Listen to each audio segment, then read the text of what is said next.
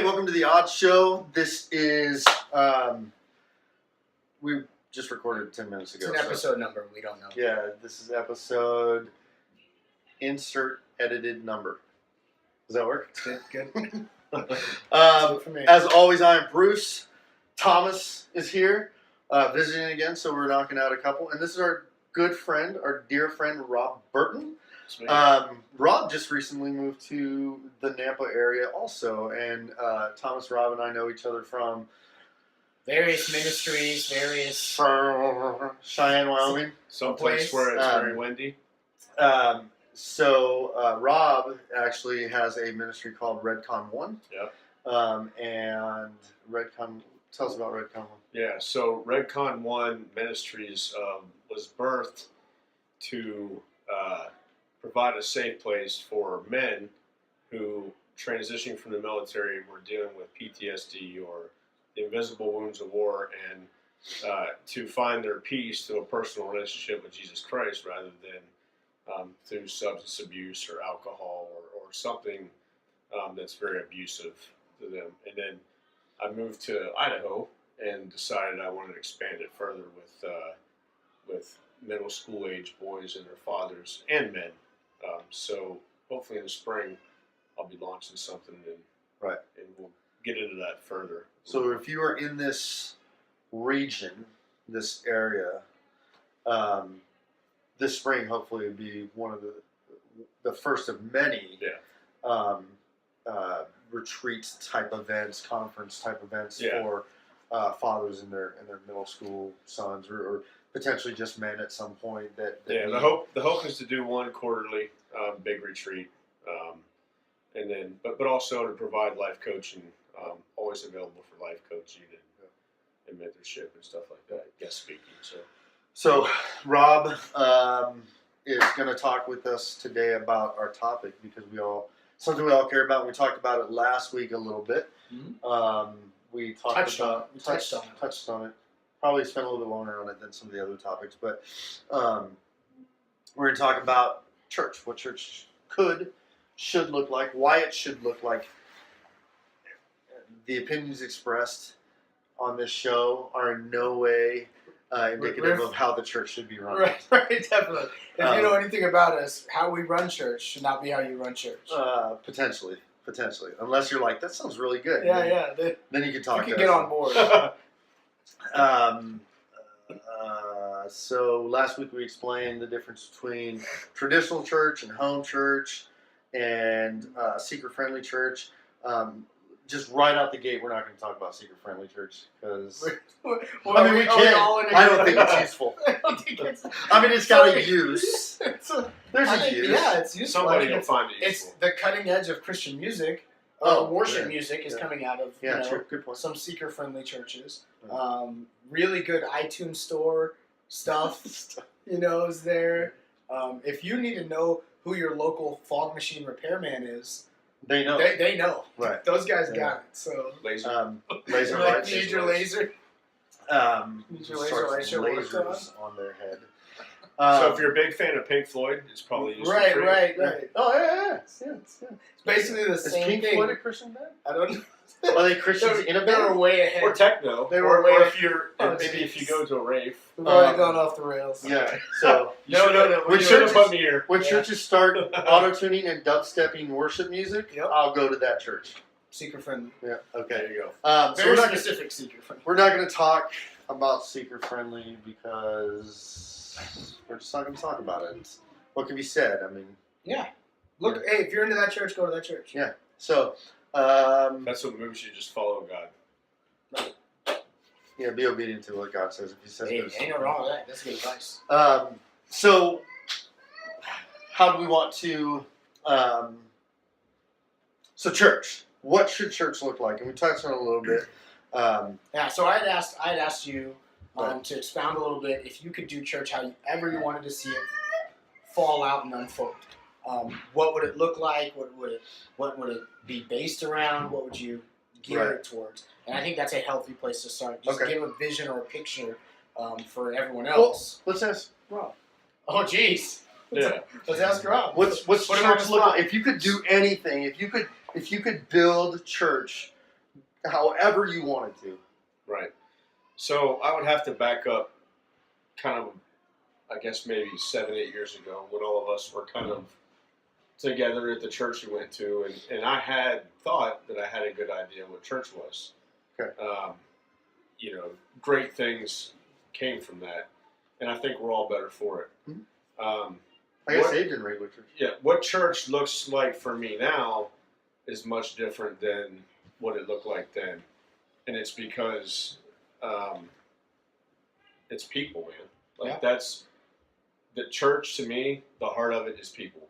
Right. And I keep going back in my mind to, we moved here, and one of my prayer was for me as a man, as God, you know, put wonderful, godly men who are struggling and who are challenged in my life, in my path, so we can become the church. Because as the men go, so go the church. So he's put some great men in my life, and I told you guys about the guy I met with the 10 kids. Oh, yeah. And they can't have community with anybody because people in the church, traditional church, do not want to have that size of a family over because of the noise or logistics or whatever it is.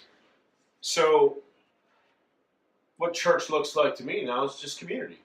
You know, I want those people to come to my house or wherever that may be, and us fellowship together and love and show grace and really just show what the face of Jesus, just show them love. Right. Love. And so to me, if you would ask me, I would keep it very simple now and say what church looks like to me now is it looks like love.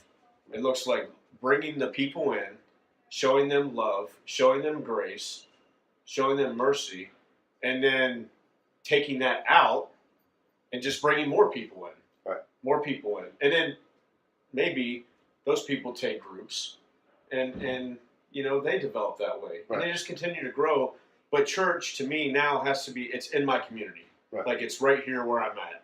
It's you know, loving these people right where I'm at, the people that God brings to me, and just loving them and showing them grace. And also at the same time, you know, teaching and preaching the gospel, you know, right. and maybe a way that they haven't heard, and letting them share with me, you know, what they've kind of learned. So that's kind of what church looks like to me. That's a solid breakdown. Yeah, absolutely. And last week, we talked about community being a buzzword and how we've kind of misinterpreted that, or tried to make it mean this other thing that it's not really. And what I hear you getting at is that community, you know, you said community, but it's a living life with people in the pursuit of moving deeper and closer to Christ. Yeah. Being Christ to each other in those moments where it's needed, and in those moments where it's desired, and in those moments where they may not want you to be Christ to them. Yeah. And my buzz phrase, you guys have heard it, has always been, church to me is Monday through Saturday. Right. Well, what am I doing, not on Sunday, but Monday through Saturday, the rest of my week, to be with these people, right. to love on these people, to help disciple these men, to, you know, etc. Right. Did you tell him it was the Lord's Day? So, and that's good. Yeah, that's a solid breakdown. So when Thomas asked me that question, I've been thinking a lot for years and years and years about what church could look like. And, you know, when we talk about home church and we talk about institutional church, you know, I've gotten to be a part of both, and what I've gotten to see is that there's great and wonderful things with both, and there's just things that aren't great and wonderful about both. Wait, you got people over here and people over here, and some things aren't working out. What's the commonality? I don't know. People mess everything. Something in the middle. People mess everything. So, and that's really what it comes down to, is that something in the middle. So I really believe, like, you can take so for me, for a long time, I have nothing against institutional church. I love what traditional I went to a church Sunday is doing. morning service today. It was awesome. Yes, We did. It's needed. You have to do it. It's absolutely. There are important things that are going on that God is using the institutional church for. That smaller versions of church just simply can't do. Right. Remember that time that Islam was going to take over the world? Yeah. And an institutional church made Stop that it. not happen? Right. Valuable. So and I take seriously what Bill Hybels says. Bill Hybels says that the hope of the world is the local church. Is the local church preaching, and his intention is that local church impacting their community for Christ will impact the entire world if the local church does what they're supposed to, what Christ has called them to. So I agree with that. On the other side of that, Funny, Hill Bible says the same thing. Hill Bible. Mhm. What's Hill? The Hill Bible. I've never heard of the Hill Bible. That's like a Bible. Bill Hybel and Hill Bible are in agreement. This guy. That's good. He reads the voice. What does he know? Fair enough. I'm just kidding. Hey, I like the voice. I know Yeah, the yeah, voice is right there. It's the voice. There's a Yeah. bookshelf underneath. We're not pointing at you. You're not the voice. You are the voice, so. So for me on the home church side, there's an intimacy within the home church side, a closeness that you just oftentimes it's difficult to see inside of institutional church. So there's these things that are happening that are beneficial on both sides. And for me, for a long time, I said with my mouth that hey, I don't have anything against institutional church. The home church is good. But I think my actions, so I felt like God was calling me to this middle road where those two things become married to each other. The good qualities become married to each other and create this middle of the lane thing that draws on the intimacy and the closeness of home church and draws on the gathering, the celebratory gathering of the saints, and intertwines them into each other and makes this just beautiful, wonderful thing. And I used to say that, but I think my actions and the way that I described it really, over some time, communicated a little bit of disdain for Or dismissiveness. or dismissiveness for I can see that. both those two entities. And God's really disciplined me on that and worked that out in my heart. And I can say genuinely now that I really see the benefit of both. But God's called me to this middle of the road, and not in a lukewarm type of way, like this marriage of the two. In saying that, I think it's important to recognize. I think some people are called to home church. I think their hearts and their lives are aligned specifically for this intimate, small gathering that has an immediate, deep, profound effect on their day-to-day life, their interactive life. And then I think that some people are, no doubt in my mind, called to build the institution, to be disciples and children's church pastors and ushers and to do that stuff. Lead teaching pastors. Executive pastors. Who knows what that guy does? Yeah. And vision catalyst. Vision and all of that. That there are people that are specifically called to that, and it's important to recognize and not to dismiss at all the value of what God's doing in those arenas. And then at the same time, for people like myself, people like you, to recognize that, man, I've done home church, and I may love it, but I am a distraction to what God's doing there. And I love big gathering of church. I love the program. I mean, people think I make fun of programs a lot, but I love programming church. I love figuring out what works and doesn't work. And so, because I'm so into that, but I'm also a distraction to it because I care so much about this intimacy. I care so much about this development of community that I'm saying programs don't matter compared to community. And so I think that finding that middle place and knowing that's where you're supposed to be, and that's the key.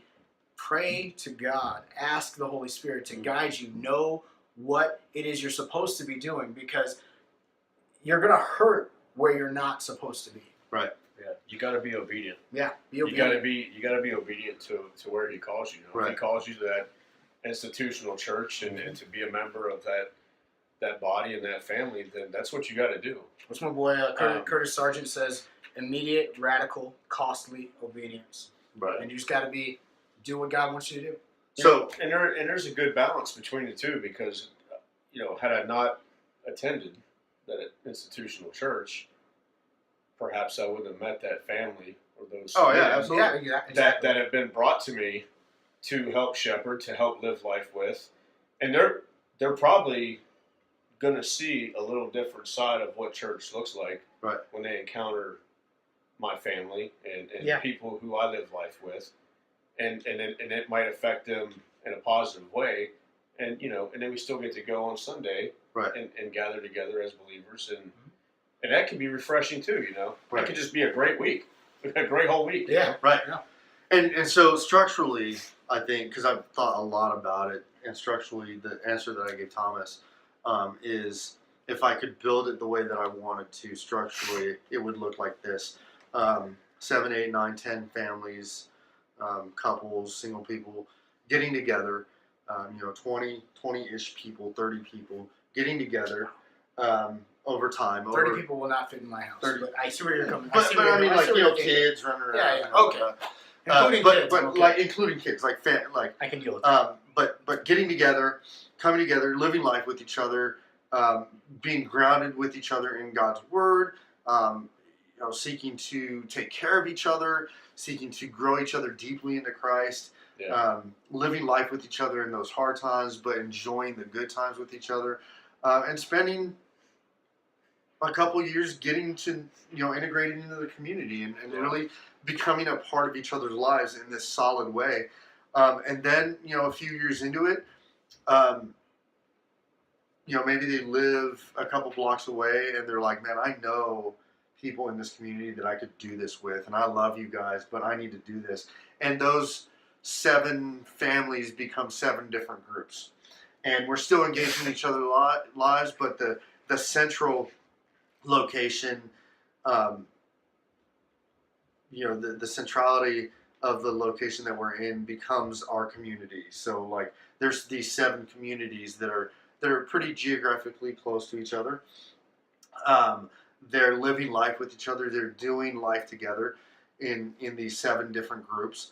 And then there's this realization of, hey, I want to gather together with you guys, the other 6 groups, and celebrate the good things of God and what Christ has done, what God's going to do for us and with us and through us, what he's doing right now.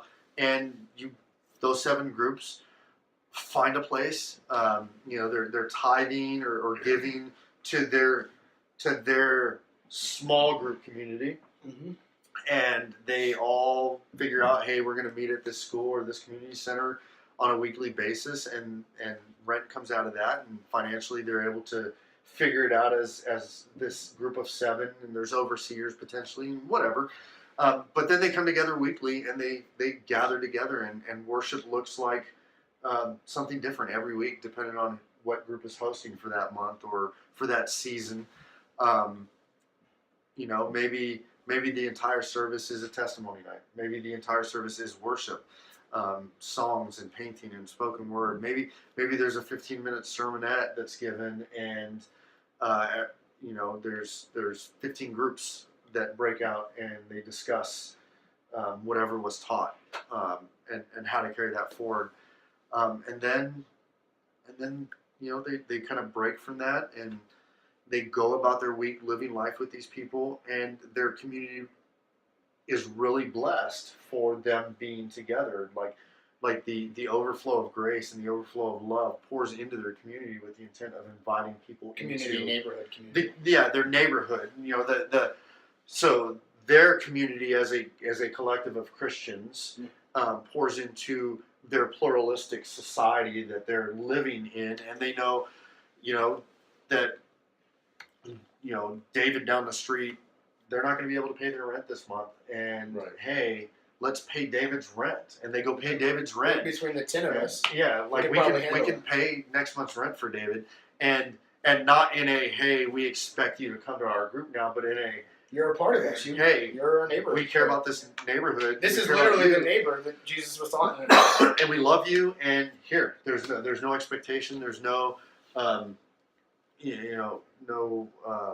there's no expectation here, That's a beautiful picture. Yeah. It So is. Well, if you think about it, think about the picture.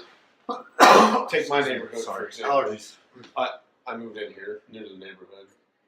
And I think about now what the picture of my neighbors across the street and next to me have of me. So they see a car leaving every Sunday morning. They see it leave, they see it come back. But what do they see during the week? Right. They may not see anything. Right. But, like you said, if you're involved or you have a community of believers that are in that neighborhood, in that community, that neighborhood is going to look a lot different than just Robin Summer and his kid's house who just moved here, who, always see him leave Sunday. They're probably going to church, and they see him come back, but they don't see him the rest of the week, or there's no tangible evidence that Jesus may or may not exist in that house. Right. But if you have a neighborhood like that, man, like Jesus, he's the neighbor. He's in the neighborhood. Right. Like he is Right. there doing work in the neighborhood. Right. And blessing people who don't even know you.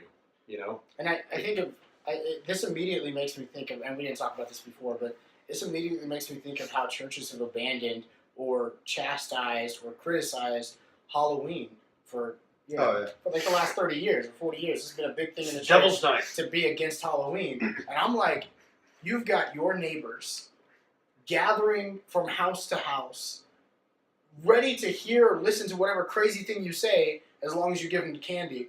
What an amazing opportunity to live Christ in front of other people. What a great, and that's what this idea. And not with a Bible tract. That's not with a Bible tract. Attached With to your their- life, right. like with your life, Yeah. not a Bible. Your life is a Bible tract. Stop giving those things out.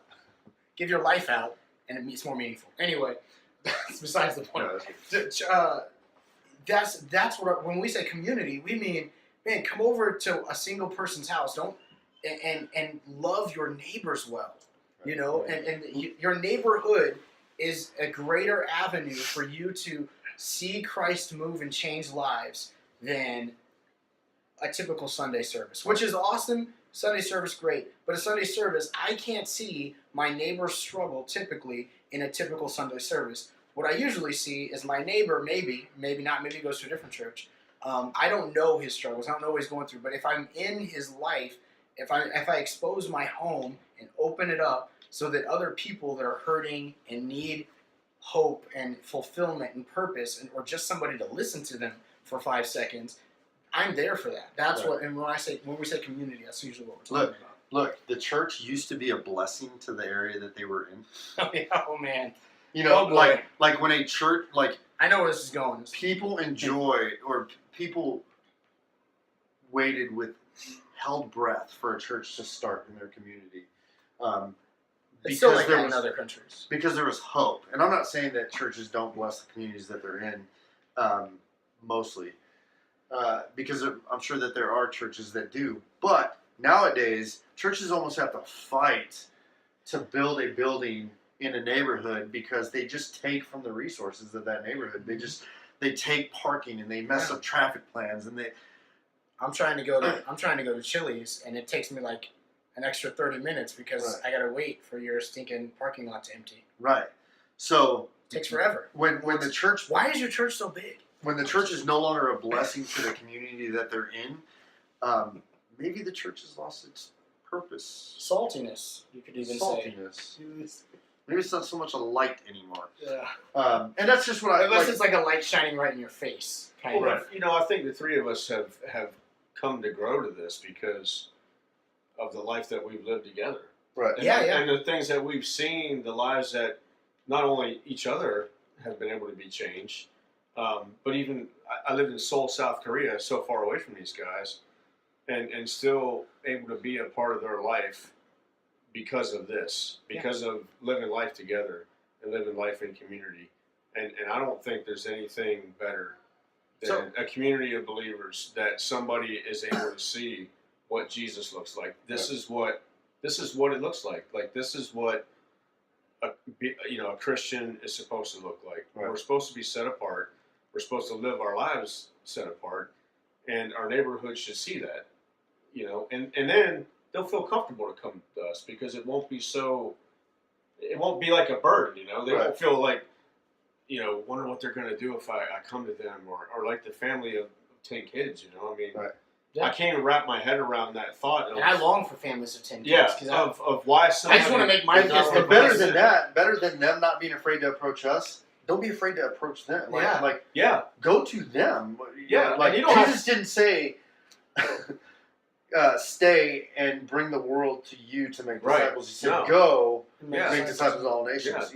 So, I think long-term exposure to authentic community, it makes you, even if you're not bold, it makes you more bold. It makes you okay with praying in public. It makes you going over and talking to your neighbor not such an awkward thing, because I'm not inviting you to this intimidating Sunday morning thing that maybe you're not into. I'm Right. inviting you to my backyard for steak and cocktails.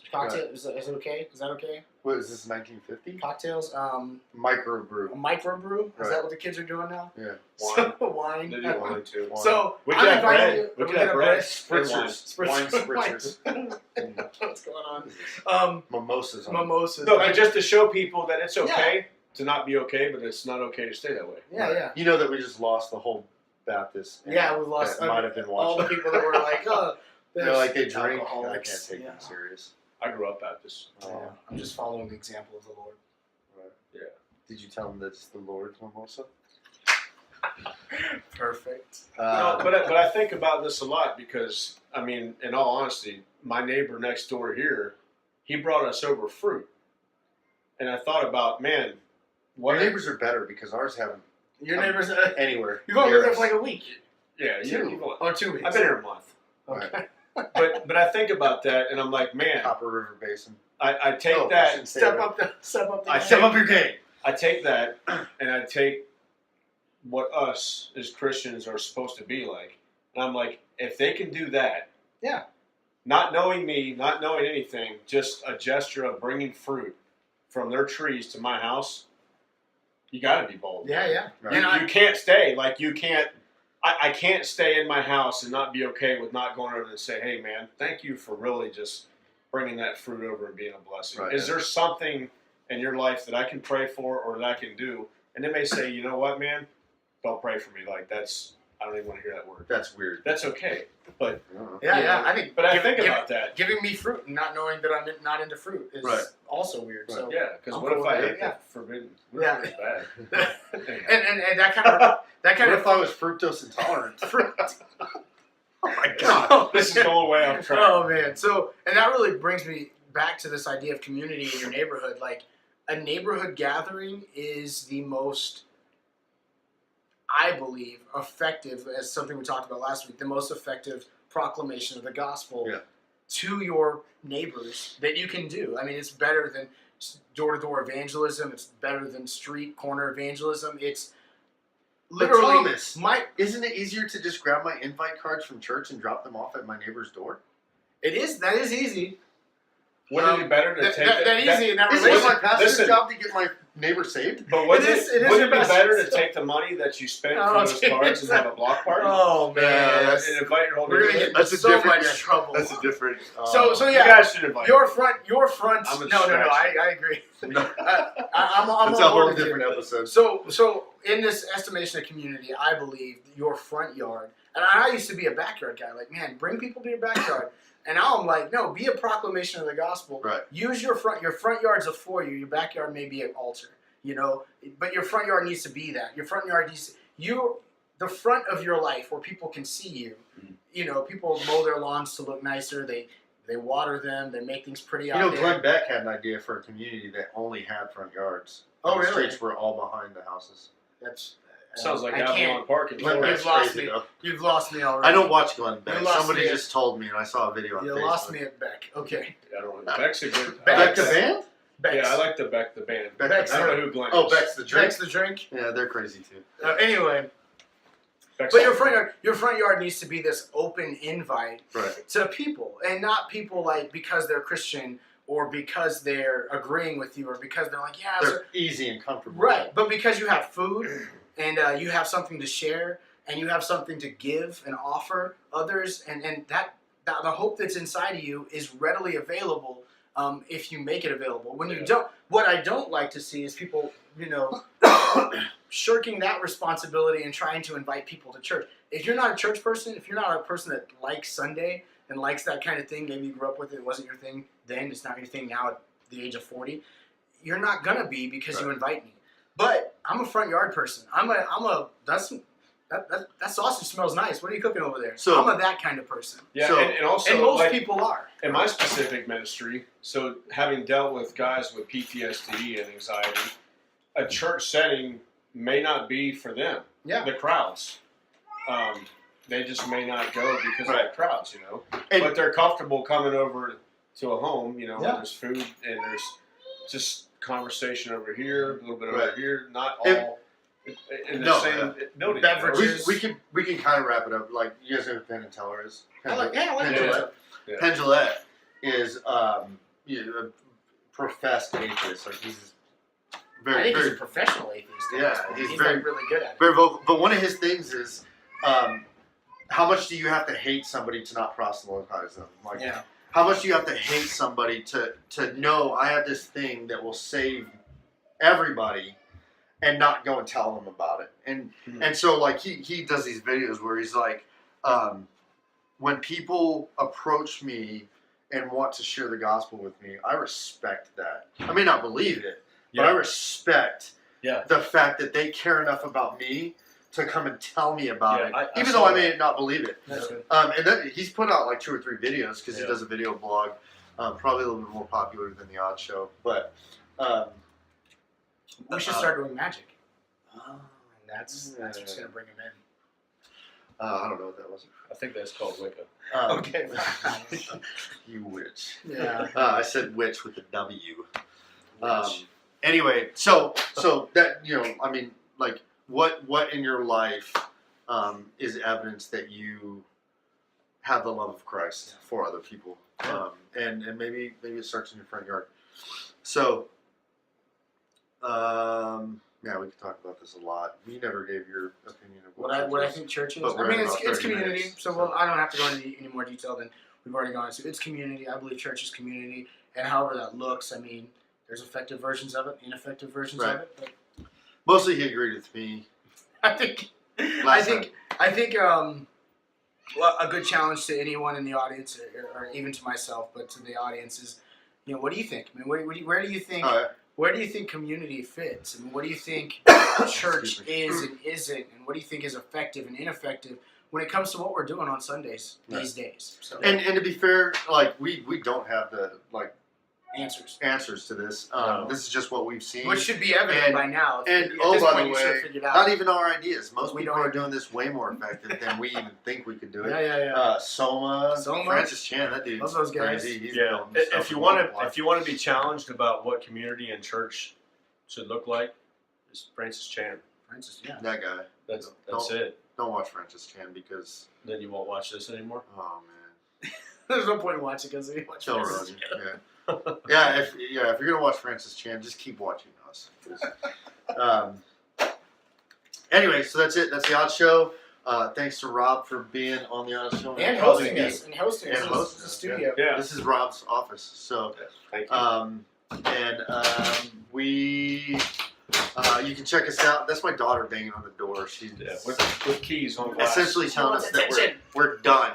So, you can check us out on the Twitter at odd_show, and you can check us out on the internet at theoddshow.com. And remember, there's always a G in the word odd, GODD, and the G is silent. And thank you, Thomas. And we love you guys. And stay odd. Stay out. See you later.